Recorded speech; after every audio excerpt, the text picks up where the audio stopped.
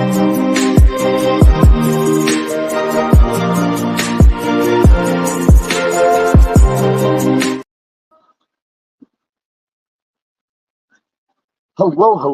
and welcome to another episode of TacoBytes. Hello, and welcome to another episode of TacoBytes, your daily bite of Degen, episode number 426.5 or point 2, live from the SBF Sam Bankman-Fried trial, day 11, end of day recap.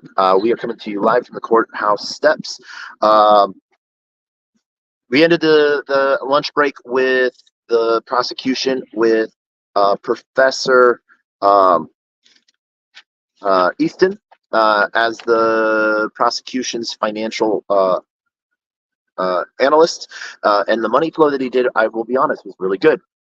There was a lot of discrepancies in some of the things. As looking over some of his notes of how he denominated certain things, he used the Ethereum symbol, supposedly, to denominate ETH payments.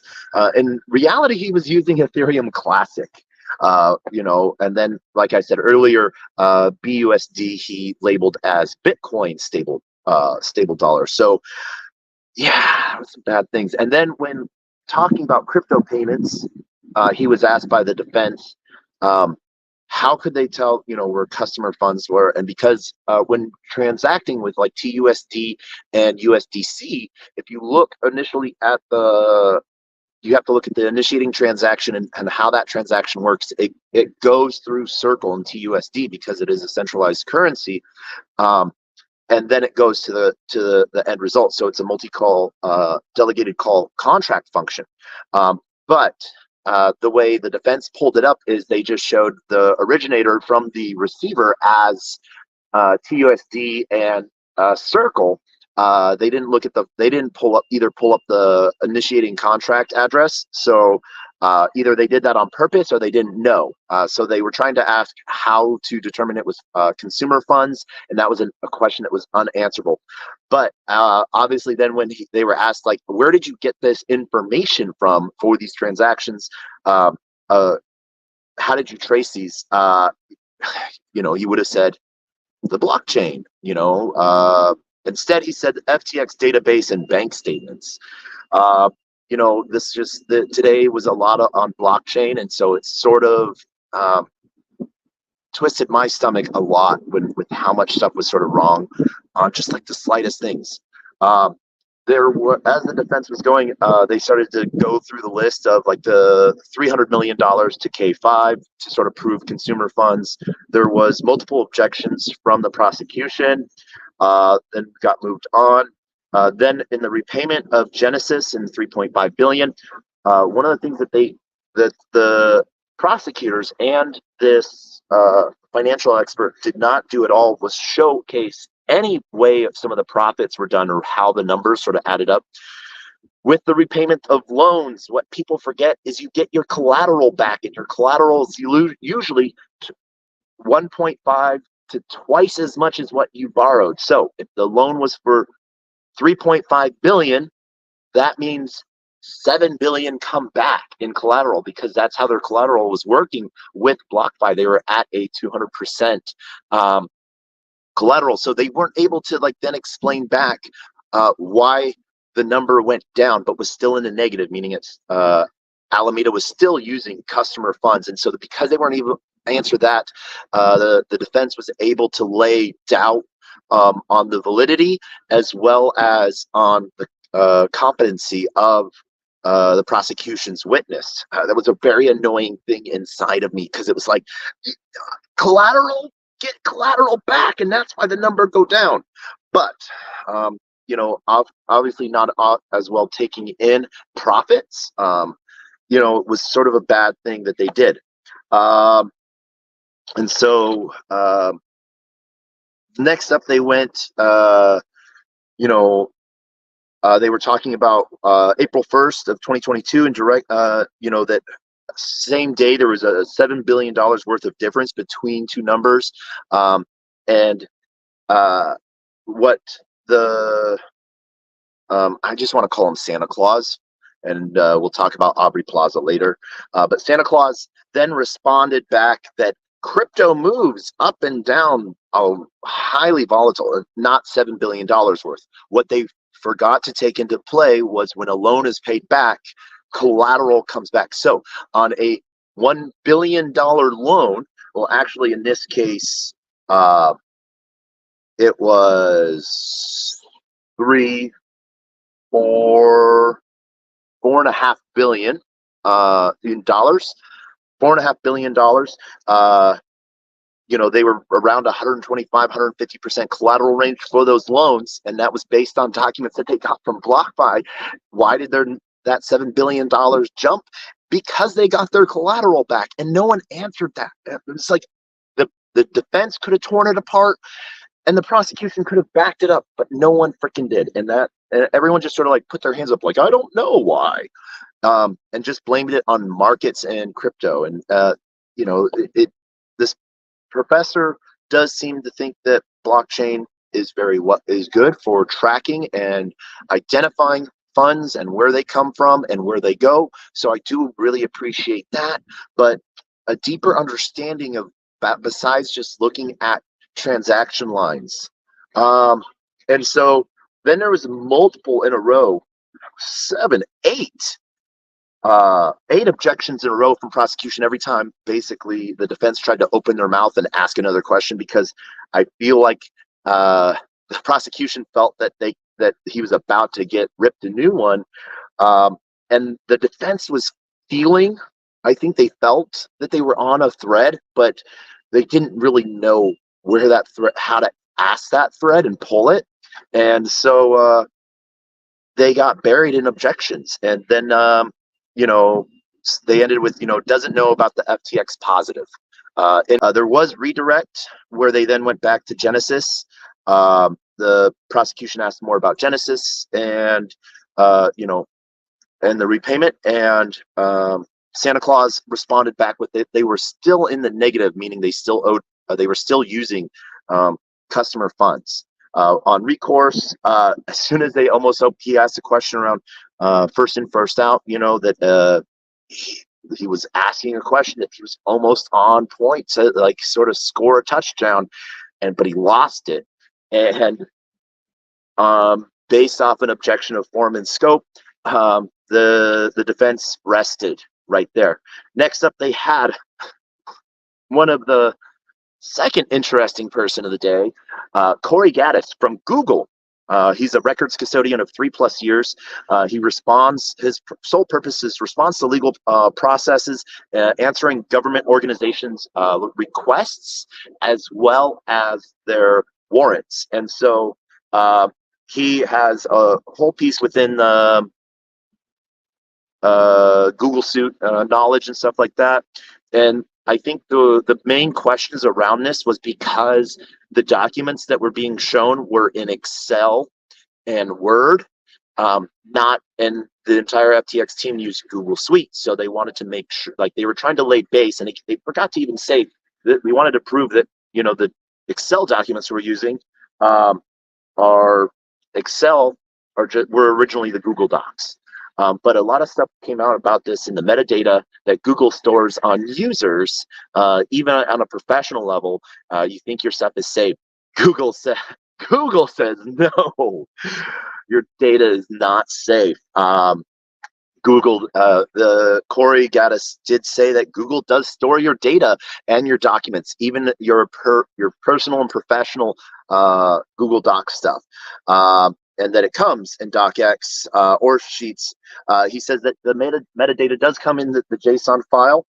And so then, there were several objections about this from the defense. And then the prosecution produced the thumb drive that all of the information from Google came on. And Corey said that, he had ran a hash script to compare as true. The defense could have torn that apart. No one even asked him what a hash script is. And Santa Claus was calling a transaction hash a hashtag. What? Oh my gosh. But enough about Santa Claus. more objections from the defense on this, and they made him read back. And one of the things that the judge started coming out with a lot of jokes and a lot of punches. Prosecution tried to admit almost 40 documents, 20 documents with an M and F version of them, and then had to have it read back for the JSON, and then the judge was like, no, we don't need to do this, tempest view. And then he was like, and the prosecution was like, but we want to make and he's like, it is in my retiring nature to let this one, which was sort of interesting. One of the things that Corey then went into on the JSON files was a Gaia ID, which is tied to any user email that uses. So if you use your email in any Google Doc, you will forever hold on to that Gaia ID, and it will be now tagged to any time you use any Google service associated with that Google service. So that is why I do want to just mention out Cloaked. You can find them if you in the Brave browser, and they do autofill forms for you with anonymity. You have one email address that you plug in, and then Cloak will autofill anything with random email addresses that will be routed to you privately. So you don't ever have to put that email address out again. So then at the same time, this is where the prosecution rested. Defense came back and they started to ask questions about the JSON file, and this is what was really interesting, is because the JSON file was not yet up as a exhibit yet, so it was not able to be seen by anyone, but other than prosecution and defense and Sam. And as I was looking, I was like, wait a second, is he coding over there? Is he running a script right now? Because he has his own, he's allowed to have a personal laptop separate from everyone else for some reason. I do not know what that is. And I went to someone, I was like, is he writing a script right now? Is he writing? I'm like, that there's command line there. But then that's when they then pulled up the JSON file, and I was like, oh, dots connected. But the defense asked about some of the form fields within JSON file. Really started with the view. Does that mean it's been viewed? And Corey's like, I don't know necessarily fully. And then the defense asked, do you know what any of these other fields mean? And he was like, no, I don't. And then they made him qualify himself again. And he's like, yeah, no, I do not know what the JSON files mean. I just pull records. And then the judge, once they, we took a break, and the judge sort of went off. This is when we went off, the judge sort of went off on the prosecution because they flew Corey out from Texas to testify for maybe 20 minutes, both sides,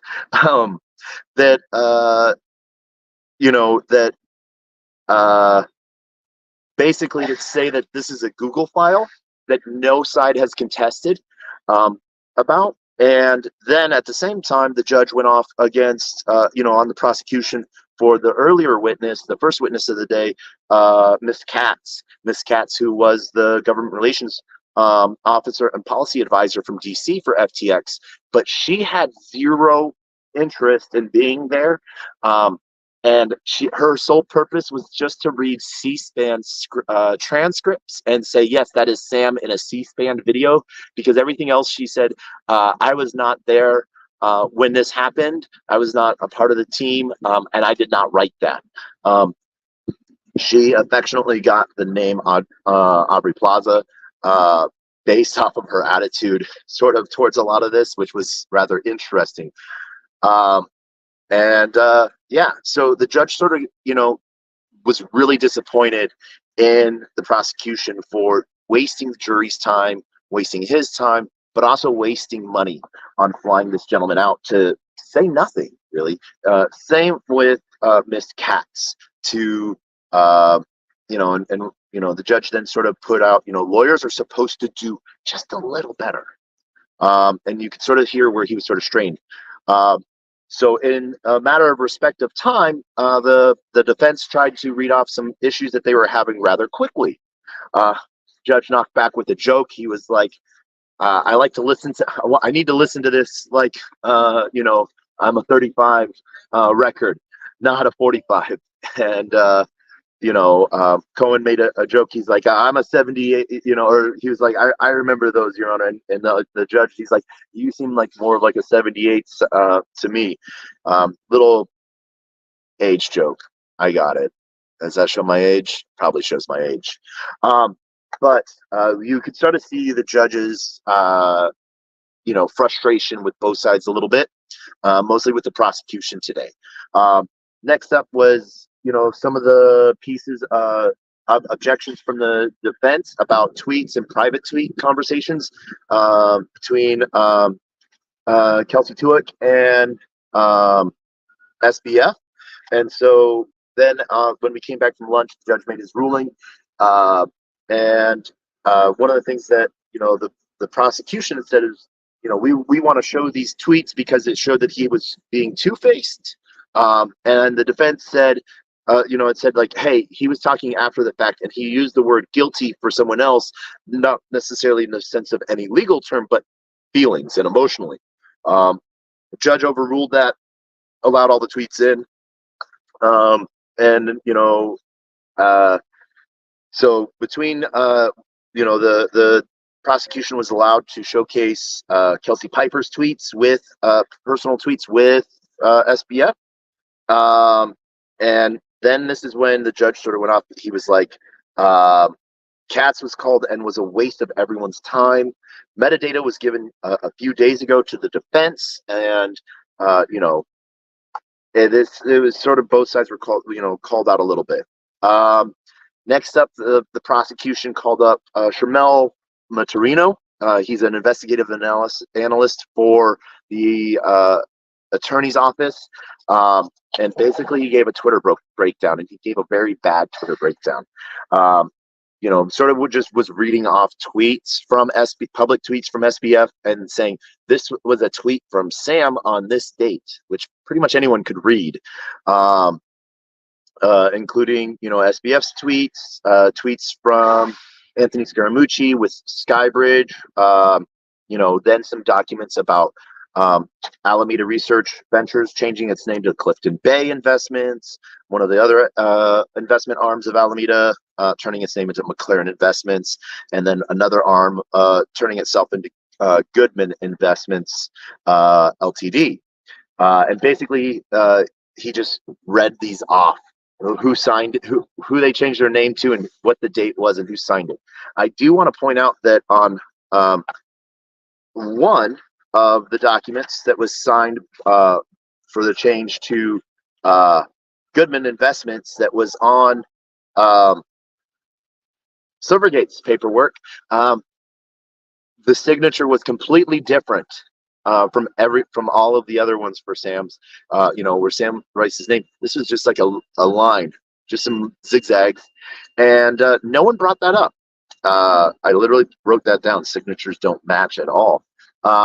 Then they showed off tweets with Shaquille O'Neal, Shaq, saying that he is now doing stuff with SBF and FTX and really happy to, help bring blockchain to the masses. So thank you for that, Shaq.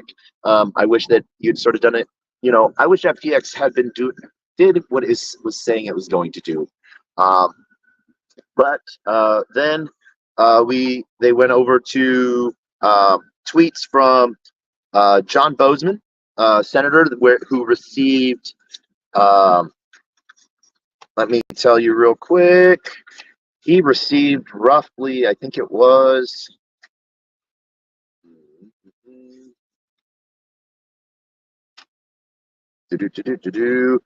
roughly $1 million of customer funds as political donations. And so, that was, a tweet from SBF on August 3rd, 2022, stating that supporting John Bozeman and stuff like that. So that was customer funds that was given to John Bozeman, senator. Next off,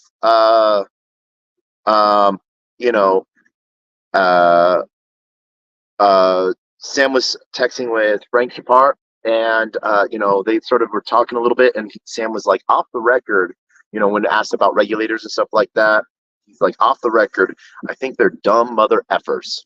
Obviously, he didn't, say MFers. He said something else, but GM MFers, love you all. Thank you for joining us. I want to do a quick shout out to all the YouTube families, all the Twitter fams, LinkedIn, and to the huge and unlonely family that we have going on. Maybe I would like to see about doing over-unders on the amount of objections. We only have 2 witnesses tomorrow. It's supposed to be a short day before we have almost a 5-6 day week with court returning next Thursday, with the prosecution resting on Thursday and the defense starting. So maybe we'll do some over-unders on the amount of objections for the day. And sidebars. Ooh, prop bets. Whatever. We're having fun. But then they went over to some of the tweets based Carbon and crypto _ bitlord7 that was doing promoted tweets for FTX as FTX was crashing, saying, I just put all my money on FTX. Thanks, Sam, for making me feel rest assured. And then that those, the one piece was showing how those tweets were deleted, and then based off of a warrant was able to get those tweets from Twitter on November 6th, 2022. And that tweet was deleted November 8th. And so, yeah. Then there's some more tweets, personal messages between Kelsey Tuak, aka Kelsey Piper, and SBF, because they had a long-term private relationship for communications, and he was sort of like that it was just a PR move, stating about all of the regulation good he was doing, that he was stopping it either way, and tweeted or messaged her fuck regulators. Excuse my language. But this one of the things that I wasn't able to get all of it, but one of the things he was like,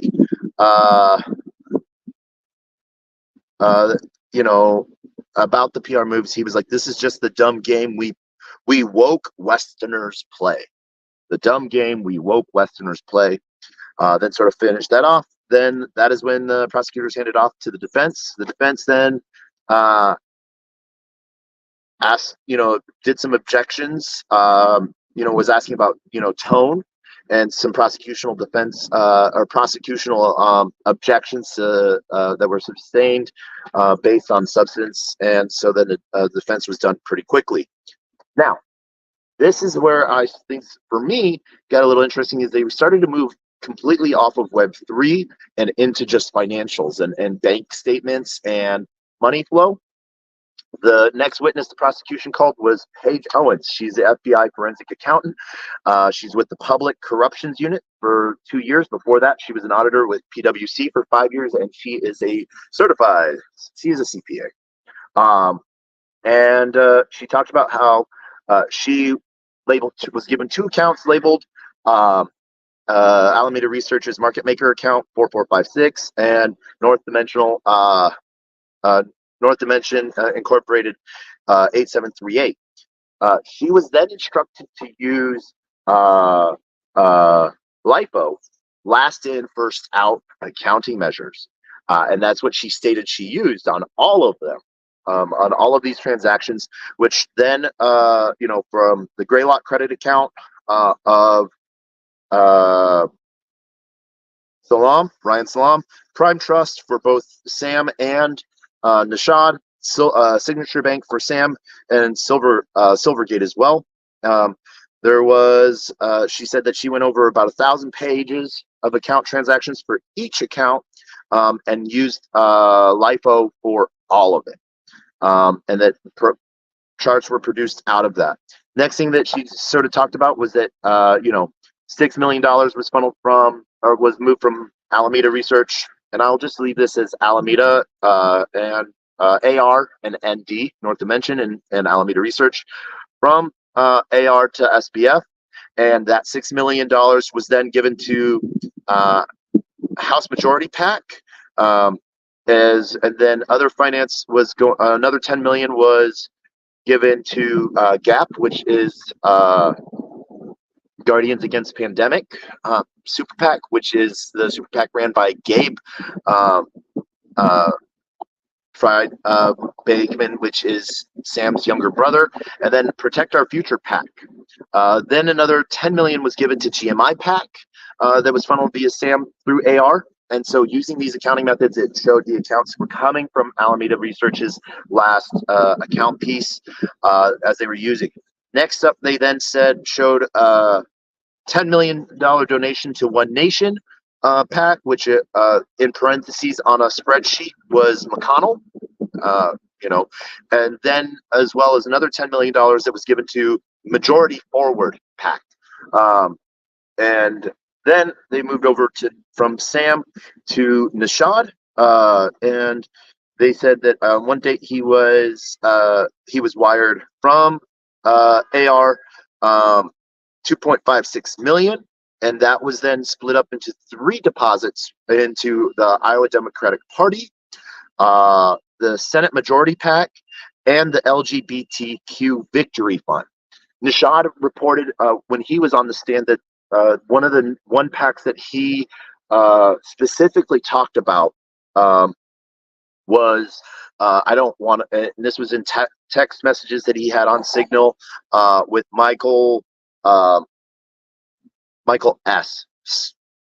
Slowski, and that was that he didn't want to be part of any woke stuff, and so he had mentioned specifically the LGBTQ Victory Fund, and Michael sort of broke it down that it wasn't actually what it stood for, or what was in the name, and was for something else. And so that's where Nishad was saying, a lot of this stuff was optics, even emailing back to Barb that he could, have money go through him, $1 million go through him for Mind the Gap political party, political fund donation, and that did as well using customer funds.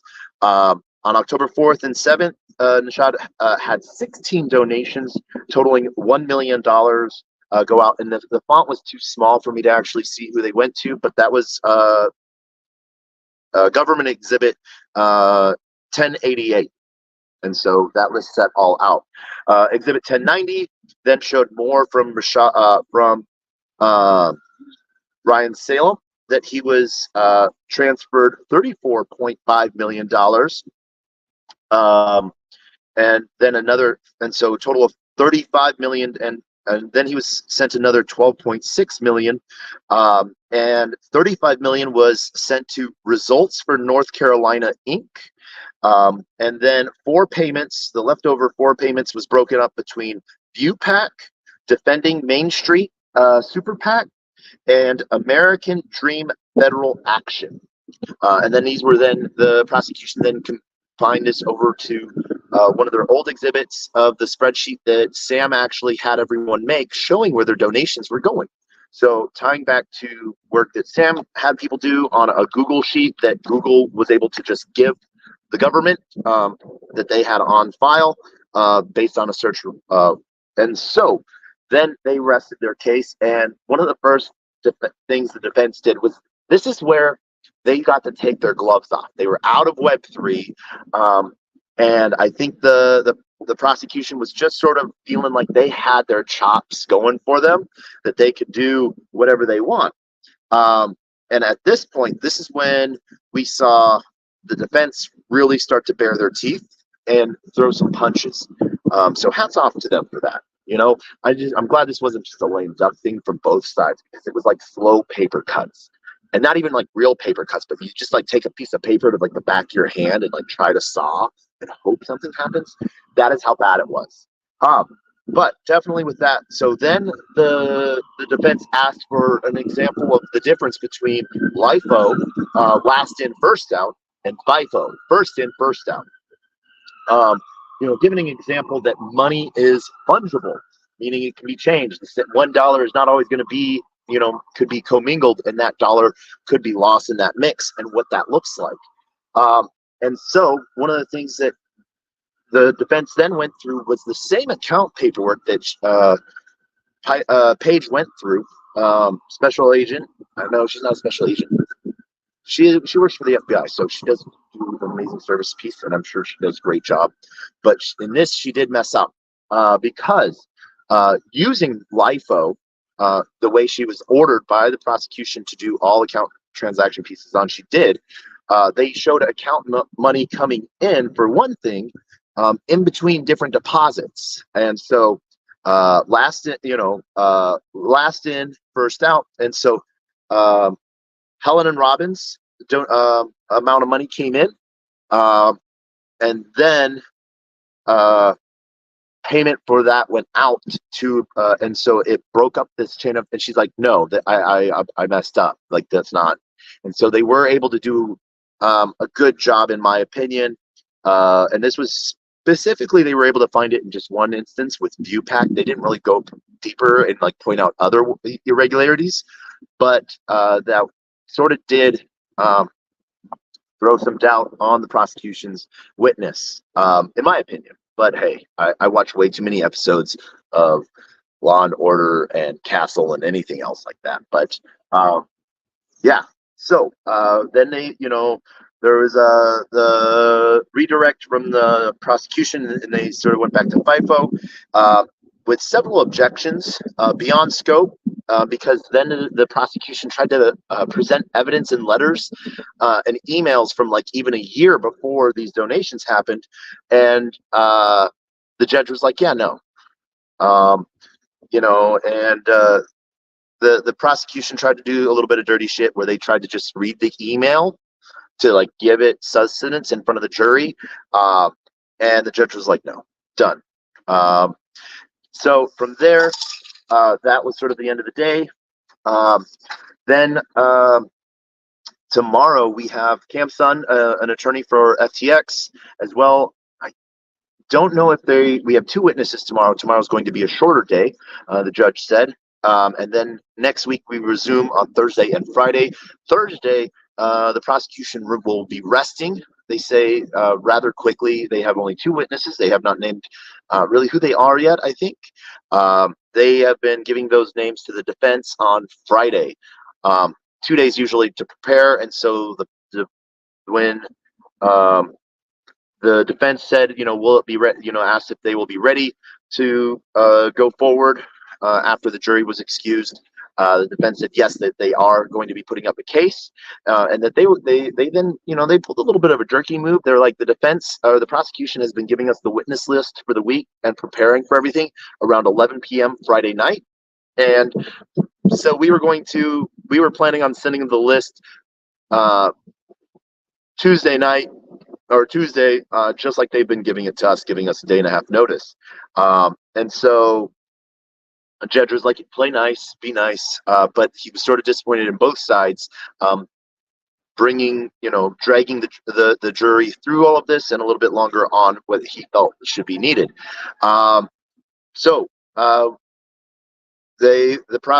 defense has a case, and they are going to be giving their rebuttal expert by Monday to the prosecution, and they will be ready to defend on the 24th. So, or they're giving their information of their witness list on the 24th. So, but the 26th is when the defense will come over. Tomorrow, the prosecution said that they're going to have Cam Sun, attorney for FTX, as well as an attorney from the FTX debtors. So that should be interesting.